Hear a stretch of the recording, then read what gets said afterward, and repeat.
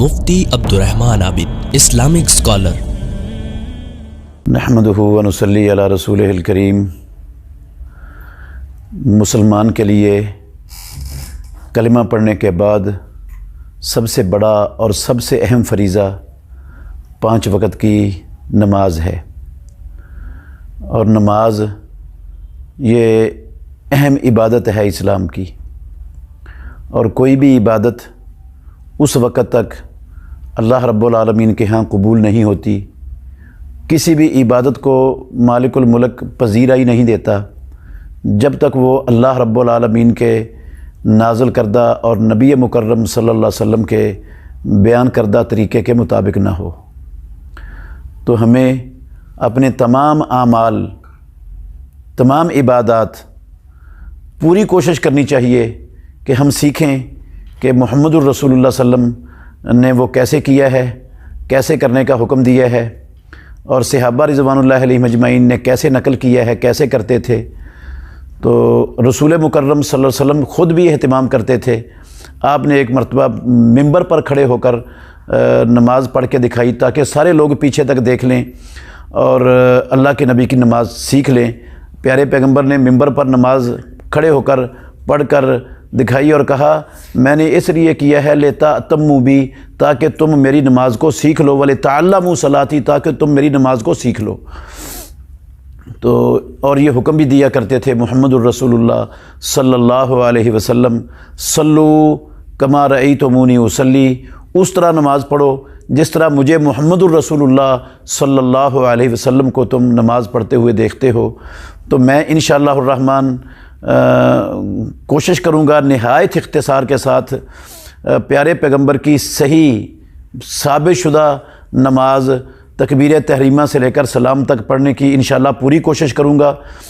دلائل، چونکہ یہ ویڈیو مختصر ہوگی، دلائل انشاءاللہ الرحمن وہ کوشش کریں گے کسی اور موقع پر ان کو بیان کر دیا جائے۔ تو فی الحال موٹی موٹی چند چیزیں میں اس کو بولتا بھی جاؤں گا اور نماز پڑھ کے انشاءاللہ الرحمن دکھاؤں گا، تاکہ ہر مسلمان وہ محمد الرسول اللہ صلی اللہ علیہ وسلم کی نماز کو سیکھ لے اور جان لے، اور کوشش کرے کہ وہ اس کی نماز محمد الرسول اللہ صلی اللہ علیہ وسلم کے طریقے کے مطابق ہو۔ جو ہماری نماز میں کوتاہیاں ہیں، سستیاں ہیں، کمیاں ہیں، ہم یہ ویڈیو دیکھ کر کوشش کریں کہ ان کوتاہیوں کو، ان کمیوں کو دور کر لیں۔ تو سب سے پہلی بات یہ ہے کہ وضو مکمل کر لینے کے بعد قبلے کی طرف منہ کر کے کھڑے ہو جانے، اور نماز یہ قبلے کی طرف منہ کر کے کھڑے ہونا فرضی نماز میں یہ فرض ہے، یہ نماز کے لیے شرط ہے قبلے کی طرف منہ کرنا۔ اور نیت دل کے ارادے کا نام ہوتا ہے۔ رسول مکرم صلی اللہ علیہ وسلم نے اپنی پوری نبوی زندگی نماز کو شروع کرنے سے پہلے کوئی لفظ اپنی زبان سے ادا نہیں کیا تھا۔ نہ پیارے پیغمبر کے بعد خلفائے راشدین میں سے کسی خلیفہ راشد نے، نہ صحابہ میں سے کسی صحابی نے کوئی لفظ ادا نہیں کیا کہ میں نیت کرتا ہوں فلاں نماز کی، ظہر کی، عصر کی، 4 رکعت کی، پیچھے امام کے فلاں فلاں، یہ کوئی چیز اس طرح کا لفظ نہ اللہ کے نبی نے بولا ہے، نہ رسول اللہ صلی اللہ علیہ وسلم نے بولا ہے۔ نیت ہوتی ہے دل کے ارادے کا نام۔ جو چیز انسان کو اپنے گھر سے، اس کی دکان سے، اس کے دفتر سے اٹھا کر مسجد میں لے آئی ہے، اسی چیز کا نام نیت ہے۔ اس کو پتہ ہے میں مسجد میں کیا کرنے کے لیے جا رہا ہوں۔ تو یہ نیت جب وہ نماز کے لیے کھڑا ہوگا، منہ قبلے کی طرف کر لے گا، اور سامنے اس کے سترہ بھی ہونا چاہیے، کیونکہ رسول اللہ صلی اللہ علیہ وسلم نے سترہ رکھنے کا حکم دیا ہے اور سترے کے بغیر نماز پڑھنے سے منع کیا ہے، اور امام الانبیاء سے سترے کے بغیر نماز پڑھنا بالکل ثابت نہیں ہے۔ کبھی آپ دیوار کو سترہ بنا لیتے تھے، کبھی آپ ستون کو سترہ بنا لیتے تھے، کبھی آپ جو ہے نا وہ نیزے کو سترہ بنا لیتے تھے، کبھی برشی کو گاڑ کر سترہ بنا لیتے تھے۔ کچھ بھی نہیں ہوتا۔ درخت کے پیچھے بھی آپ نے کھڑے ہو کر نماز پڑھی، درخت کو سترہ بنا کر بھی، بیت اللہ کی دیوار کو بھی سترہ بنا کے آپ نے نماز پڑھی ہے۔ اور رسول مکرم صلی اللہ علیہ وسلم کے پاس کچھ بھی نہیں ہوتا تھا تو اونٹ کو آگے بٹھا کر نماز پڑھ لیتے تھے، اور عائشہ ام المومنین رضی اللہ عنہا ان کی چارپائی، وہ چارپائی پر لیٹی ہوئی تھیں، اس کے پیچھے کھڑے ہو کر اس کو سترہ بنا کے بھی رسول اللہ صلی اللہ علیہ وسلم نے نماز پڑھی ہے۔ تو سترہ سامنے ہونا چاہیے، جس کی کم از کم مؤخرۃ الرحل 1 فٹ یا کم از کم 1.25 فٹ کے ہاتھ بلند جو ہے نا وہ نیچے سے اس کی اونچائی ہونی چاہیے، وہ بندے کے آگے ہو، اور اس کے یہ آگے رکھنے کا حکم بھی ہے اور منع بھی کیا، اور یہ آگے ہوگا تو کوئی چیز اس کے آگے سے گزرنے سے بندے کی نماز میں خلل نہیں آئے گا، نماز نہیں ٹوٹے گی، نہ شیطان نماز توڑ سکے گا۔ تو اس کے بعد جو ہے نا وہ نیت دل کے ارادے کا نام ہے، تو نماز میں داخل ہونا ہے اللہ اکبر کہہ کر۔ ہمیشہ رسول اللہ صلی اللہ علیہ وسلم اللہ اکبر کہہ کر ہی داخل ہوتے تھے، اور اللہ اکبر کہنے کا آپ نے حکم بھی دیا ہے۔ تو اللہ اکبر کے ساتھ اپنے دونوں ہاتھوں کو رسول مکرم صلی اللہ علیہ وسلم بلند کرتے تھے، کبھی کندھوں کے برابر بلند کرتے تھے، اور کبھی یہ کانوں کی جو لو ہے اس کے برابر بلند کرتے تھے۔ بعض لوگوں کو غلطی لگ گئی، انہوں نے یہ سمجھا کہ کانوں کی لو تک برابر کرنے کا مطلب ہے وہ ایسے کرتے ہیں، یہ کسی حدیث میں نہیں ہے، یہ رسول مکرم صلی اللہ علیہ وسلم کا طریقہ نہیں ہے بالکل سرے سے۔ تو رسول اللہ صلی اللہ علیہ وسلم یا تو آپ کے ہاتھ اس طرح آپ کے کندھوں کے برابر ہوتے تھے، یا تھوڑا سا اونچا اور کانوں کی لو کے برابر ہوتے تھے، اور یہ انگلیاں نہ تو آپ اس طرح کھلی ہوئی ہوتی تھیں اور نہ زبردستی زور سے اس کو ملایا ہوا ہوتا تھا، بس عام جس طرح ہاتھ ہوتا ہے اس طرح رسول اللہ صلی اللہ علیہ وسلم کی عام حالت میں انگلیاں بالکل سیدھی اور ہتھیلیاں قبلے کی طرف، اور یہ کندھوں کے برابر یا کانوں کے لو کے برابر ہوتے تھے۔ اور رسول اللہ صلی اللہ علیہ وسلم نماز کو شروع کرتے وقت کبھی ایسا کرتے تھے کہ پہلے کہہ دیتے اللہ اکبر اور پھر ایسے رفع الیدین کر کے ہاتھ باندھ لیتے، اور کبھی آپ کہتے اللہ اکبر ساتھ ہی ہاتھ اٹھاتے اور ساتھ ہی اللہ اکبر کہتے، اور کبھی ایسے کر کے ایسے کر لیتے اور پھر کہتے اللہ اکبر۔ یہ تینوں طریقے رسول مکرم صلی اللہ علیہ وسلم کے رفع یدین کرتے ہوئے اللہ اکبر کہنے کے یہ صحیح احادیث کے اندر موجود ہیں، مسلم میں، نسائی میں، ابو داود کے اندر۔ تو پھر رسول اللہ صلی اللہ علیہ وسلم اپنے ہاتھوں کو، اپنے دائیں ہاتھ کو، دائیں گھٹ کو اور دائیں کلائی کو بائیں ہاتھ، بائیں گھٹ اور بائیں کلائی پر رکھتے، اور حدیث ہے وائل بن حجر رضی اللہ عنہ کی کہ آپ ان کو دونوں ہاتھوں کو پھر سینے پر رکھ لیتے تھے۔ ناف پر یا ناف کے نیچے ہاتھ باندھنا یہ دنیا میں حدیث کے ذخیرے میں کسی ایک بھی صحیح حدیث سے ثابت نہیں ہے۔ ایک طریقہ رسول اللہ صلی اللہ علیہ وسلم کا بعض صحیح حدیث میں ہاتھ باندھنے کا یہ بھی آیا ہے کہ آپ، یہ ایک طریقہ تو میں نے بتایا نا کہ اپنا دایاں ہاتھ، دایاں گھٹ اور دائیں کلائی، بائیں ہاتھ، بائیں گھٹ اور بائیں کلائی کے اوپر رکھتے تھے۔ اور ایک طریقہ آیا ہے آپ دائیں ہاتھ سے اپنے بائیں ہاتھ کو پکڑ لیتے تھے، اس طرح پکڑ لیتے تھے۔ یہ طریقہ بھی سنن نسائی میں اور دوسری کتابوں کے اندر صحیح حدیث سے ثابت ہے، اس طرح پکڑ لیتے تھے۔ بعض لوگوں نے ان دونوں حدیثوں کو تطبیق دینے کی کوشش کی ہے جو درست نہیں ہے۔ وہ کہتے ہیں کہ اس طرح ہاتھ رکھے اپنے اور 3 انگلیوں کو سیدھا کر لے اپنی بائیں بازو پر، اور چھوٹی انگلی کو اور انگوٹھے کو ہلکا بنا کے وہ پکڑ لے، یہ تکلف ہے۔ یہ نہ تو ایسا کرنے کا رسول اللہ صلی اللہ علیہ وسلم نے حکم دیا، نہ پیارے پیغمبر نے ایسا کیا، نہ صحابہ رضوان اللہ علیہم مجمعین میں سے کسی صحابی نے ایسا کیا ہے۔ یہ خام خواہ لوگوں نے اپنے پاس سے بنا لیا ہے، اس کی کوئی دلیل پیارے پیغمبر کی سنت اور حدیث میں نہیں ہے کہ ایسے ہاتھ رکھنے یہ ضروری ہیں، یہ اپنے پاس سے بنایا ہوا اپنا خیال ہے لوگوں کا۔ تو ہاتھ باندھنے کے بعد، اور یہ حکم ہے، رسول اللہ صلی اللہ علیہ وسلم کہتے ہیں ہم انبیاء کی جماعت ہیں، ہمیں ہاتھ باندھنے کا حکم دیا ہے۔ ہاتھ چھوڑ کر نماز پڑھنا رسول مکرم صلی اللہ علیہ وسلم سے بالکل قطعاً ثابت نہیں ہے۔ کوئی ایک حدیث بھی مرفوع ثابت نہیں ہے کہ اللہ کے نبی نے زندگی میں ایک نماز کی ایک رکعت بھی ہاتھ چھوڑ کر پڑھی ہو۔ تو ہاتھ باندھنے کا طریقہ بھی آ گیا۔ اس کے بعد پھر آپ دعائے استفتاح پڑھتے تھے۔ دعائے استفتاح میں اللہم باعد بینی و بین خطایایا کما باعدت بین المشرق والمغرب، اللہم نقینی من خطایایا کما نقیت الثوب الابیض من الدنس، اللہم اغسلنی من خطایایا بالماء والثلج والبرد۔ یہ دعا پڑھتے تھے، اور سبحانک اللہم و بحمدک و تبارک اسمک و تعالی جدوں کا ولا الہ غیروں کا، یہ دعا بھی پڑھی جا سکتی ہے۔ اور اس کے علاوہ بھی جو دعائیں ہیں جو رسول مکرم صلی اللہ علیہ وسلم سے استفتاء کے موقع پر پڑھنی ثابت ہیں، ان میں سے کوئی بھی دعا پڑھی جا سکتی ہے۔ یہ دعائیں حصن المسلم کے اندر آپ کو ساری کی ساری مل جائیں گی جو اللہ کے نبی استفتاء کے موقع پر پڑھا کرتے تھے، تو ان میں سے کوئی بھی دعا اس موقع پر پڑھی جا سکتی ہے۔ اور بہتر ہے کبھی کسی نماز میں ایک دعا پڑھ لے، دوسری نماز میں دوسری پڑھ لے، تیسری نماز میں تیسری پڑھ لے، یہ زیادہ بہتر ہے تاکہ ساری احادیث پر عمل ہو جائے۔ اس کے بعد پھر اعوذ باللہ من الشیطان الرجیم من حمزہ و نفخہ و نفثہ، یہ پڑھتے تھے رسول مکرم صلی اللہ علیہ وسلم۔ اور بسا اوقات اعوذ باللہ السمیع العلیم من الشیطان الرجیم یہ پڑھتے تھے۔ پھر اس کے بعد سورہ فاتحہ پڑھنی ہے،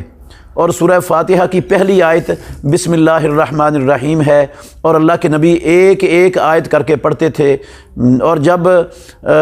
سورہ فاتحہ کی آخری آیت مکمل ہوتی غیر المغضوب علیہم ولا الضالین، تو پھر رسول مکرم صلی اللہ علیہ وسلم بلند آواز سے آمین کہتے تھے۔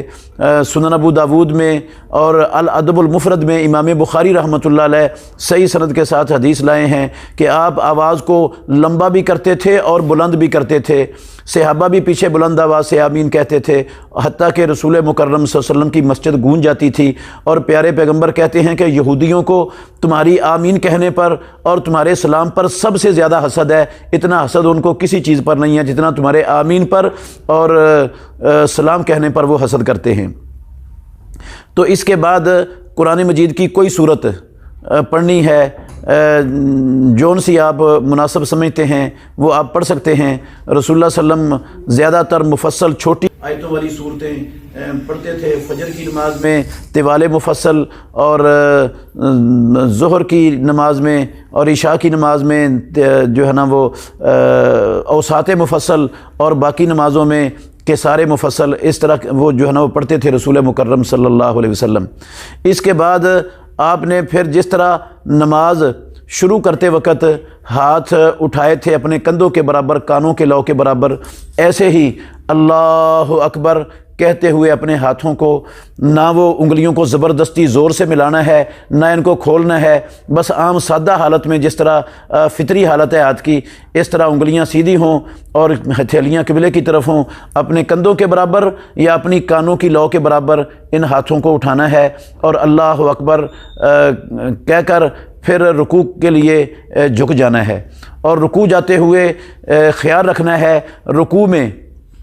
اللہ اکبر رفع دین کر کے رکوع کے لیے بندہ جھک گیا ہے، اور رکوع میں جاتے ہوئے اپنے دونوں ہاتھوں کو،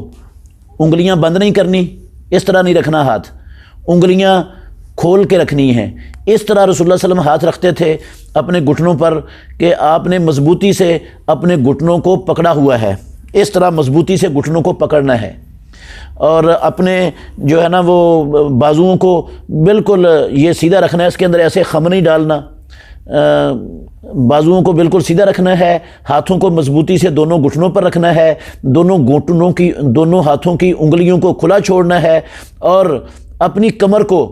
رکوع میں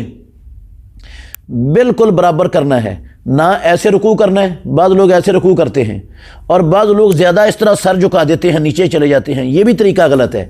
بالکل سر بھی اور کمر بھی برابر ہو۔ رسول مکرم صلی اللہ علیہ وسلم کی کمر پر اگر پیالہ پانی کا رکھ دیا جاتا تو وہ نہیں گرتا تھا، اس طرح رسول اللہ صلی اللہ علیہ وسلم رکوع کرتے تھے، اور اللہ کے نبی نے اس طرح رکوع کرنے کا حکم دیا ہے، اور آپ نے فرمایا ہے کہ اس بندے کی نماز ہی پوری نہیں ہوتی جو رکوع میں اپنی نماز کو سیدھا نہیں، اپنی کمر کو سیدھا نہیں کرتا۔ بلکہ یہ بھی ایک حدیث میں آیا ہے، رسول اللہ صلی اللہ علیہ وسلم نے ایک بندے کو نماز پڑھتے ہوئے دیکھا جو رکوع میں اپنی کمر کو سیدھا نہیں کرتا تھا، صحیح رکوع نہیں کرتا تھا، تو آپ نے اس کو دیکھ کر کہا اگر یہ بندہ اسی حالت میں فوت ہو گیا تو یہ محمد الرسول اللہ صلی اللہ علیہ وسلم کی ملت کے علاوہ کسی اور ملت پر فوت ہوگا۔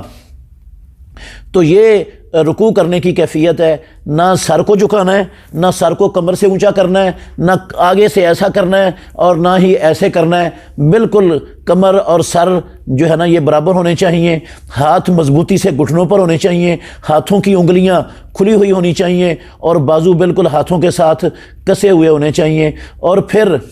رکوع کی جو دعائیں ہیں ان میں سے سبحان ربی العظیم پڑھ لیں، سبحانک اللہم ربنا و بحمدک اللہم اغفر لی وہ پڑھ لیں، یا پھر جو ہے نا سبحان ذی الجبروت والملکوت والکبریاء والعظمت یہ پڑھ لیں، سبوح قدوس رب الملائکۃ والروح یہ پڑھ لیں۔ جو دعائیں بھی رکوع میں ثابت ہیں ان میں سے کوئی ایک دعا ایک رکوع کے اندر آپ اختیار کریں گے اور اس کو طاق مرتبہ پڑھیں گے تو زیادہ بہتر ہے۔ اگر آپ نے زیادہ لمبا رکوع کرنا ہے اور طاق مرتبہ سے زیادہ آپ پڑھنا چاہتے ہیں، گنتی نہیں رکھ سکتے تو کوئی مسئلہ نہیں ہے، زیادہ بھی پڑھا جا سکتا ہے۔ رسول مکرم صلی اللہ علیہ وسلم سے ایک رکوع میں ایک دعا سے زیادہ دعاؤں کو جمع کر کے پڑھنا یہ ثابت نہیں ہے۔ یہ ہو سکتا ہے کہ آپ اپنی نماز کے ایک رکوع میں ایک دعا پڑھ لیں، دوسری میں دوسری اختیار کر لیں اگر زیادہ دعائیں پڑھنے چاہتے ہیں، تیسری میں تیسری اختیار کر لیں، لیکن ایک رکوع کے اندر رسول اللہ صلی اللہ علیہ وسلم سے ایک دعا سے زیادہ دعاؤں کو جمع کر کے پڑھنا یہ کسی صحیح حدیث کے اندر ثابت نہیں ہے۔ اور رکوع میں قرآنی دعائیں بھی نہیں پڑھنی، رسول اللہ صلی اللہ علیہ وسلم نے رکوع میں اور سجدے میں قرآنی دعاؤں پڑھنے سے منع کیا ہے، روکا ہے۔ اس کے بعد 3 مرتبہ پڑھیں سبحان ربی العظیم، یا کوئی بھی دعا جو آپ نے پڑھی ہے وہ پڑھ کر پھر سمع اللہ لمن حمدہ کہتے ہوئے اسی طرح جس طرح نماز کے شروع کرتے وقت اور رکوع جاتے وقت ہاتھ اٹھائے تھے، نہ انگلیوں کو زبردستی زور سے جوڑنا ہے نہ انگلیوں کو کھولنا ہے، بلکہ ان کی فطری حالت پر انگلیاں سیدھی ہوں، ہتھیلیاں قبلے کی طرف ہوں، اپنے کندھوں کے برابر تک دونوں ہاتھوں کو اٹھانا ہے یا اپنے کانوں کی لو کے برابر اپنے دونوں ہاتھوں کو اٹھانا ہے، رفع الیدین کرنی ہے، رکوع اٹھ کر اور کہنا سمع اللہ لمن حمدہ ربنا ولک الحمد حمدا کثیرا طیبا مبارکا فی۔ اور اگر آپ یہ بھی پڑھنا چاہیں تو پڑھ سکتے ہیں ملء السماوات و ملء الارض و ملء ما بینہما و ملء ما شئت من شیء بعد اہل الثناء والمجد احق ما قال العبد وکلنا لک عبد اللہم لا مانع لما اعطیت ولا معطی لما منعت ولا ينفع ذا الجد منک الجد۔ یہ پڑھنا بھی رسول مکرم صلی اللہ علیہ وسلم سے ثابت ہے۔ اور مقتدی جب امام سمع اللہ لمن حمدہ کہے گا، راجح قول یہی ہے کہ مقتدی نے بھی ساتھ سمع اللہ لمن حمدہ کہنا ہے، اور امام سمع اللہ بھی پڑھے گا، ربنا ولک الحمد بھی پڑھے گا، حمدن کثیرن طیبن مبارکن بھی پڑھے گا، یہ سارا کچھ مقتدی بھی پڑھے گا، کیونکہ رسول مکرم صلی اللہ علیہ وسلم کا یہی حکم ہے کہ صلو کما رأیتمونی اصلی۔ جب اللہ کے نبی نے یہ پڑھا ہے تو پیچھے والوں نے بھی سب نے یہی پڑھنا ہے۔ بعض لوگوں کو غلطی لگ گئی، وہ یہ سمجھ بیٹھے ہیں کہ جب امام سمع اللہ لمن حمدہ کہے گا تو پھر مقتدی نے ربنا ولک الحمد ہی کہنا ہے، سمع اللہ لمن حمدہ نہیں کہنا۔ غلطی اس وجہ سے لگی کہ حدیث میں آیا ہے جب رسول اللہ صلی اللہ علیہ وسلم نے فرمایا جب امام سمع اللہ لمن حمدہ کہے تو تم ربنا ولک الحمد کہو، تو انہوں نے اس سے یہ سمجھ لیا کہ سمع اللہ لمن حمدہ مقتدی نے نہیں کہنا، صرف ربنا ولک الحمد کہنا ہے، حالانکہ رسول اللہ صلی اللہ علیہ وسلم کے اس فرمان کے کسی لفظ کا معنی نہیں ہے کہ مقتدی نے سمع اللہ لمن حمدہ نہیں کہنا۔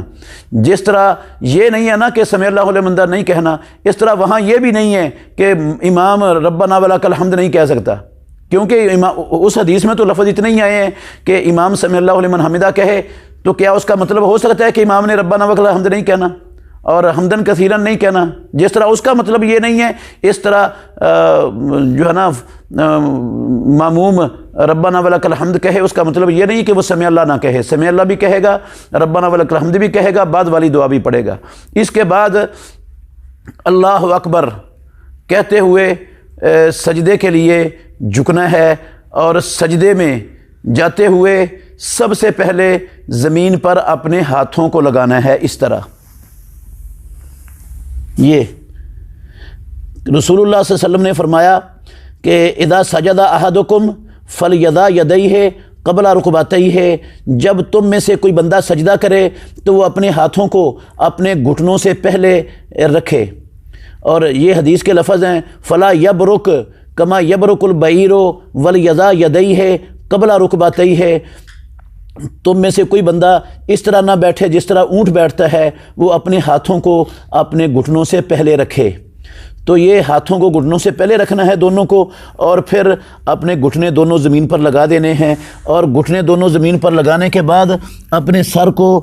زمین پر رکھ دینا ہے. سر کو اس طرح زمین پر رکھنا ہے کہ ماتھا بھی، پیشانی بھی زمین پر لگی ہوئی ہو، اور ناک کی نوک یہ بھی زمین پر لگی ہوئی ہو، اور دونوں ہاتھ